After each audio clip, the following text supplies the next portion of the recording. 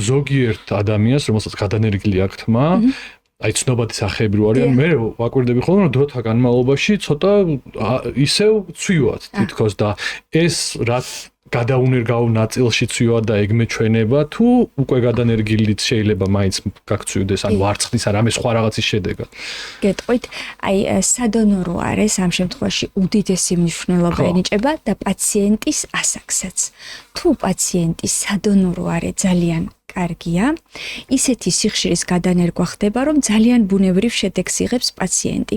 თუმცა თუ არის ახალგაზრდა და მისი თმისცვენა პროგრესირებს, აქ დიდი მნიშვნელობა აქვს, რამდენად ის თერაპიული მკურნალობის კურსს მიყვება. თუ კი კარგად უვლის ასე ვთქვათ, ექიმის დანიშნულებას კარგად ასრულებს, მაშინ ეს შემდეგი, რაც თქვენ აღნიშნეთ, რომ შემცირდა, ვთქვათ, თითქოს ნაკლებით მაქვს, მასთან არ აღინიშნება.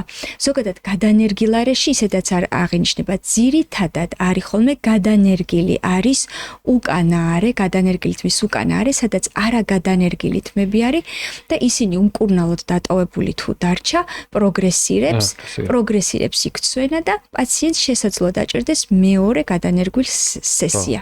ანუ ის უბნები არის, რომლებიც ჯერა. ანუ გადანერგვით ხო გენეტიკა არის, ცვლება მხოლოდ კონკრეტულ არეებში ხდება სადონორო არიდან თმის განაწილება, დისტრიბუცია არსებული თმის განაწილება და შემდგომში უკვე ის მისი თმა რაც იყო, ზოგჯერ ძალიან ბევრი თმა აქვს თავისი დარჩენილი პაციენტს და იმას ყურადღებას აღარ აქცევს, აიგნორებს იმ თმებს, გონია რომ რაც გადაინერგა ისე ყოფა.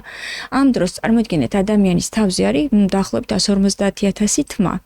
გადანერგვა ხდება ხოლმე რამდენი 4,000-5,000 გრაფტის, ნუ ზოგჯერ 2 სესიათ უფრო მეტი გრაფტების გადანერგვა, მაგრამ 150,000-თან შედარებით ბევრად ნაკლები ხო არის ის გადანერგილი ღერების რაოდენობა, ამიტომ მისი დარჩენილი თმის შენარჩუნებას და გაუმჯობესებასაც, ანუ თერაპიულ მკურნალობას, რეგულარულ მკურნალობასაც ძალიან დიდი როლი აკისრია, რომ კლინიკური დამაკმაყოფილებელი შედეგი იყოს აი 10 წლობით, ანუ კარგად, ხანგრძლივად დროში.